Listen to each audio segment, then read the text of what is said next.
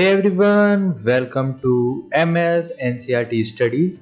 और आज हम NCERT क्लास 12th का हिंदी वितान भाग 2 का पाठ 4 डायरी के पन्ने जो लिखा है एन फ्रैंक ने, आज हम उसकी रीडिंग करेंगे। तो चलिए शुरू करते हैं। बुधवार 8 जुलाई 1942। प्यारी किट्टी, ऐसा लग रहा है मानो रविवार के बाद से बरसों बीत गए हों। इतना कुछ हो गया है जैसे पूरी दुनिया ही उलट पुलट गई है। लेकिन जैसे कि तुम देख सकती हो किट्टी, मैं जिंदा हूं। लेकिन यह मत पूछो कि कहां और कैसे। मैं जो कुछ भी कर रही हूं उसमें शायद ही कोई बात तुम्हारे पल्ले पड़े, इसलिए मैं तुम्हें शुरू से बताती हूं कि रविवार की दोपहर को क्या हुआ था। 3 बजे थे। हेलो जा चुका था, लेकिन वह दोबारा फिर से आने वाला था।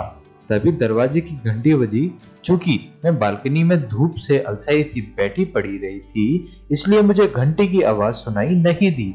कुछ देर बाद रसोई के दरवाजे पर मार्गोट नजर आई। वह बहुत गुस्से में थी। पापा को एसएस ने बुलाया जाने का नोटिस मिला है।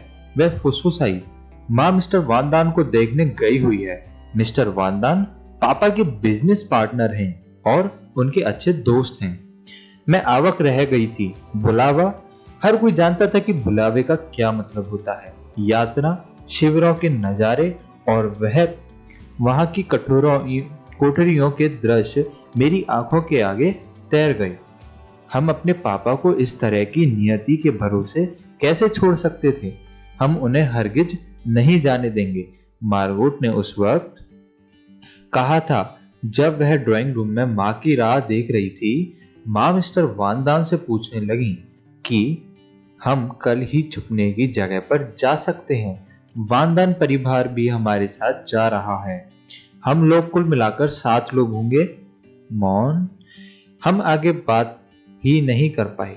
यह ख्याल कि पापा यहूदी अस्पताल में किसी को देखने गए हुए हैं, मां के लिए इंतजार की लंबी घड़ियां, गर्मी, सस्पेंस, इन सारी चीजों ने हमारे शब्द ही हमसे छीन लिए थे।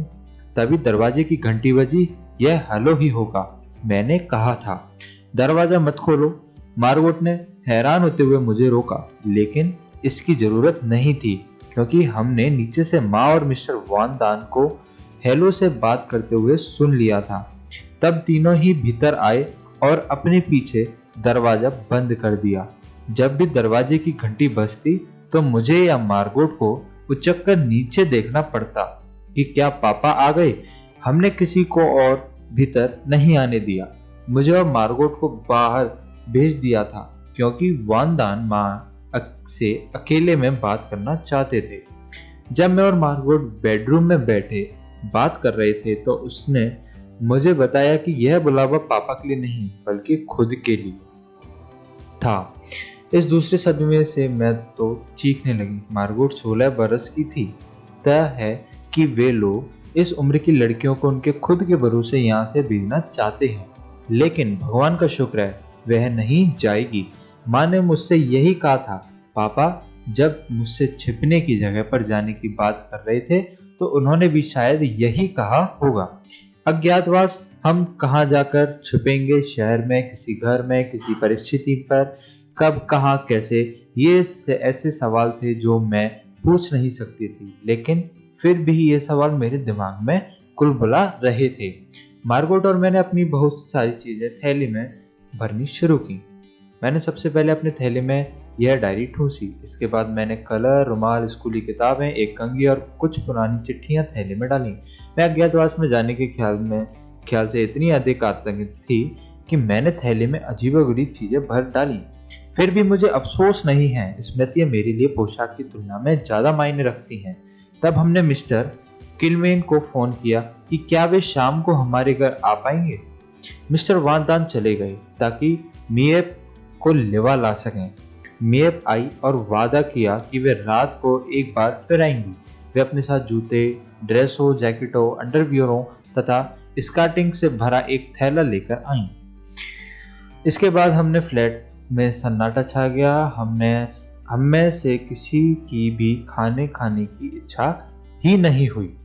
मौसम अभी भी गर्म था और सारी चीजें जैसे हमारे लिए अजनबी होती चली जा रही थी।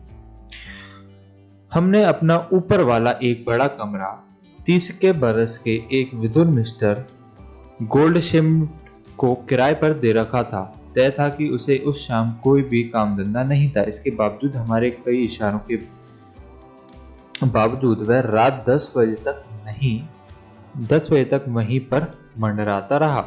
मेप और जॉन गेज रात 11 बजे आई। मेप 1933 से पापा की कंपनी में काम कर रही थी और इसलिए पापा के करीबी दोस्त में थी। उसके पति जॉन भी पापा के अच्छे दोस्त थे। एक बार फिर जूते, स्कॉटिंग, अंडरवियर और किताब मिएप के गहरे बैग और जॉन की जेबों में गायब हो रही थीं। 11:30 बजे वे खुद भी विदा लेकर चले गए। मैं बुरी तरह से थक गई थी, फिर भी एक बात मैं अच्छी तरह जानती थी, यह रात मेरे सपनों में बिस्तर में मेरी आखिरी रात है। मैं जैसे घोड़े बेचकर सोई। मेरी नींद अगली सुबह 5:30 बजे मार्गोट के जगाने पर ही खुली। किस्मत में यह सुबह रविवार की तरह गर्म नहीं थी। दिन भर गर्म बरसात की फुहारें पड़ती रहीं। हम चारों ने अपने बदन पर इतने ज्यादा कपड़े ले लिए थे मानो हम रात फ्रिज में गुजारने जा रहे हों। वजन सिर्फ इतनी सी थी कि हम अपने साथ ज्यादा से ज्यादा कपड़े ले जाना चाहते थे। हम जिस स्थिति में थे उसमें कोई यहूदी व्यक्ति कपड़ों से भरा सूटकेस ले जाने के बारे में सोच भी नहीं सकता था। मैंने 2 बनियान और 3 पैंट और एक ड्रेस और उसके ऊपर एक स्कर्ट और एक जैकेट, एक बरसाती, 2 जोड़ी स्काउटिंग भारी जूते, एक कैप, एक स्कार्फ और इन सब के अलावा और भी कुछ ओढ़ पहन रखा था। घर से निकलने से पहले ही मेरा दम घुटने लगा था, लेकिन किसी को भी परवाह नहीं थी कि मुझसे पूछे, एन कैसा लग रहा है तुम्हें? मार्गोट ने अपने थैले में स्कूल की किताबें ठूस ली थी और वह अपनी साइकिल लेने चली गई और फिर वह मिएप की निगरानी में अज्ञात जगह के लिए रवाना हो गई। कुछ भी हो रहा हो, मेरे लिए यह तो अनजान जगह ही थी, क्योंकि मुझे अभी भी पता नहीं था कि हम कहाँ जाने वाले हैं।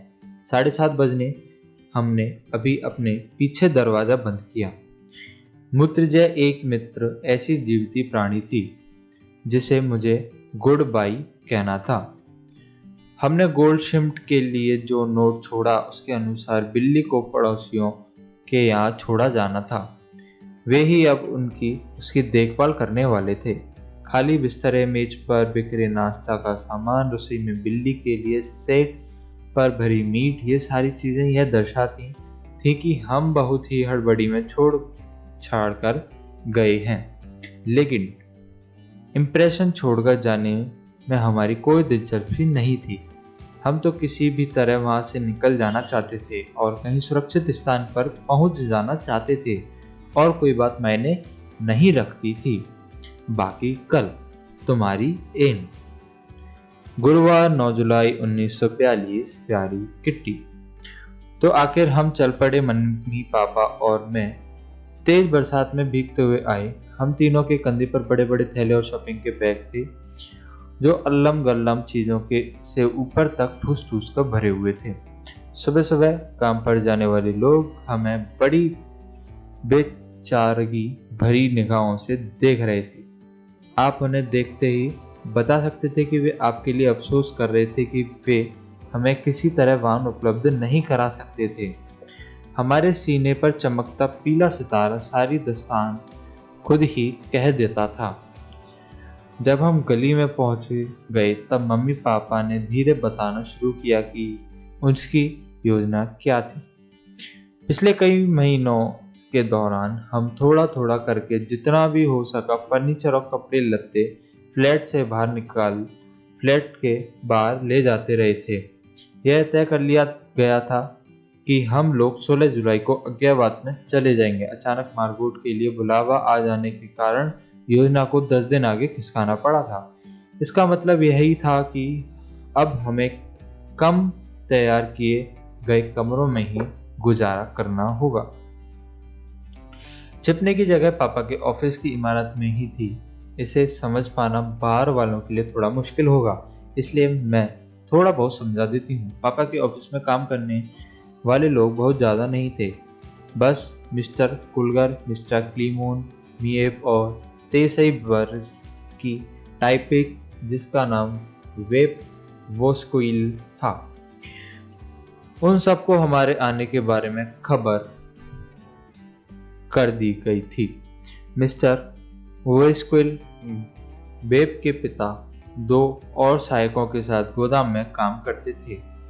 उन्हें कुछ भी नहीं बताया गया था। इमारत के बारे में थोड़ा सा बता दूं, तल मंजिल पर बना बड़ा सा गोदाम काम करने की जगह और भंडार घर के रूप में इस्तेमाल होता है। इसके अलावा इसके अलग अलग हिस्से बने हुए हैं। ये हिस्से गोदाम, पिसाई का कमरा वगैरह, जहां इलायची, लौंग, काली मिर्च वगैरह पीसे जाते हैं।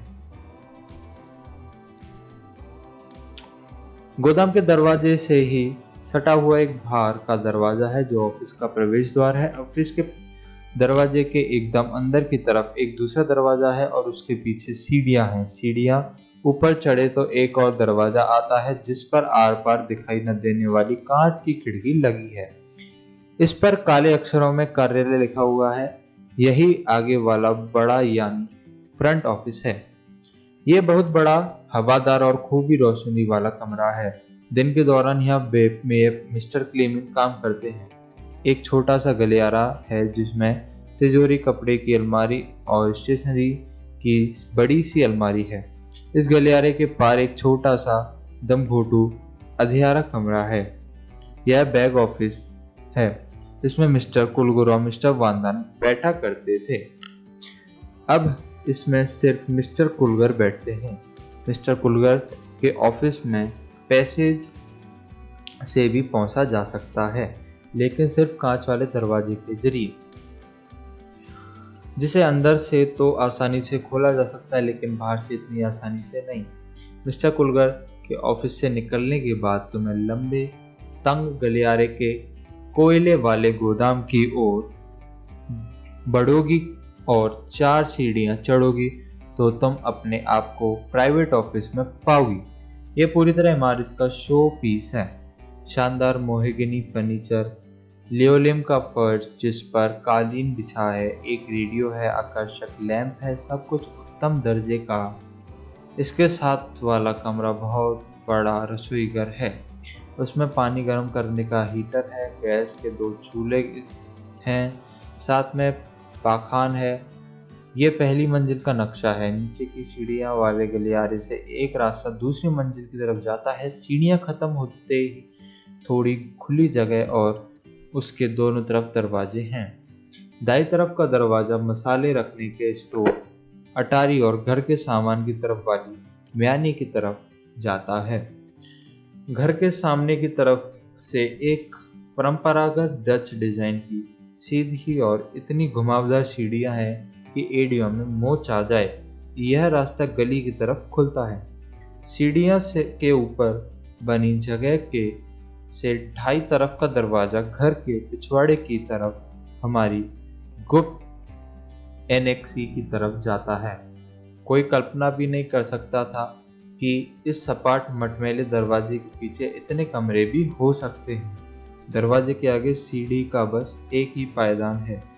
इसे पार करते ही आप भीतर होते हैं। आपके सामने ही कई सीढ़ियां ऊपर की तरफ चली जाती हैं। बाईं तरफ एक तंग सा गलियारा है जो एक बड़े कमरे में जाकर खुलता है। यही कमरा फ्रैंक परिवार के लिए ड्राइंग रूम और बेडरूम का काम करता है। अगला दरवाजा एक छोटा कमरे का है। यहाँ परिवार की 2 जवान लड़कियों के बेडरूम और स्टडी रूम के काम आता है।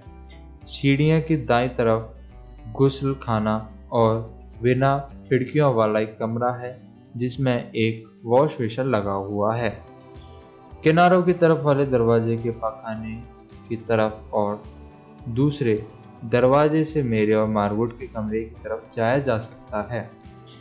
यदि आप और सीढ़ियां चढ़कर बिल्कुल ऊपर तक चले जाएं तो आप नहर के किनारे बने इस पुराने मकान के ऊपर एक बहुत बड़ा खुला और हवादार कमरा देखकर हैरान रह जाएंगे। इसमें एक गैस का चूल्हा है और एक सिंक है। भगवान का शुक्र है कि यह मिस्टर कुलगर की प्रयोगशाला के काम आता था। यह मिस्टर और मिसेज वॉन दान का बेडरूम और रसोईघर होगा। इसे कॉमन कमरे ड्राइंग रूम और हम सबके लिए स्टडी के लिए भी इस्तेमाल किया जा सकेगा। एक छोटा सा कमरा पीटर वॉन के लिए बेडरूम का काम करेगा और फिर जैसी इमारत के सामने ही तरफ है वैसी ही अटारी और म्यानी यहाँ भी है। तो ये रहा हमारा नया गरीब खाना। लो, मैं तुम्हें पूरी इमारत की सैर करवा दी, तुम्हारी एन। शुक्रवार 10 जुलाई 1942। मेरी प्यारी किट्टी, मैं घर के लंबे चौड़े बखान के साथ हो सकता है मैं तुम्हें बोर कर दिया हो, लेकिन मैं अभी भी यह सोचती हूँ कि तुम जानो हम कहाँ आ पहुँचे हैं। मैं यहाँ कैसे आ पहुँची इसके बारे में मैं तुम्हें आगे पत्रों में पता चलेगा, लेकिन पहले मैं अपना किस्सा जारी रखूंगी। मैंने अभी तक अपनी बात पूरी नहीं की है।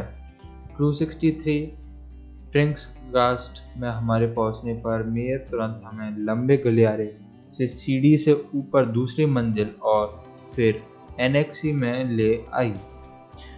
उसने हमें अकेला छोड़ और हमारे पीछे दरवाजा बंद कर दिया। मार्गोट अपनी साइकिल पर पहले ही आ चुकी थी और हमारी राह देख रही थी। हमारी बैठक और दूसरे कमरे सामान से ठुसे पड़े थे, कहीं तिल धरने की जगह नहीं थी।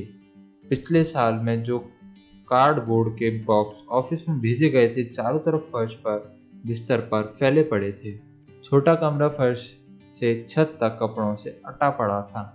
उस रात अगर हम ढंग से सोने के बारे में सोचते तो ये सारा सामान तरतीब से लगाने की जरूरत थी। हमें सफाई का काम तुरंत शुरू कर देना था। माँ और मार्गोट की तो हाथ लाने की भी हिम्मत नहीं थी।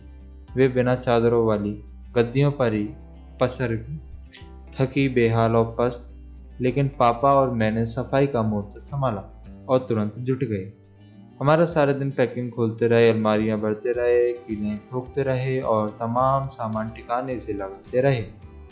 आखिर थक कर चूर हो गए और साफ बिस्तर पर ढह गए। हमने पूरे दिन में एक बार भी गर्म खाना नहीं खाया था, लेकिन परवाह किसे थी। माँ और मार्गोट की थकान के मारे बुरी हालत थी। पापा और मुझे फुर्सत नहीं थी। मंगलवार की सुबह हमने पिछली रात को छोड़े हुए काम को पूरा करना शुरू किया।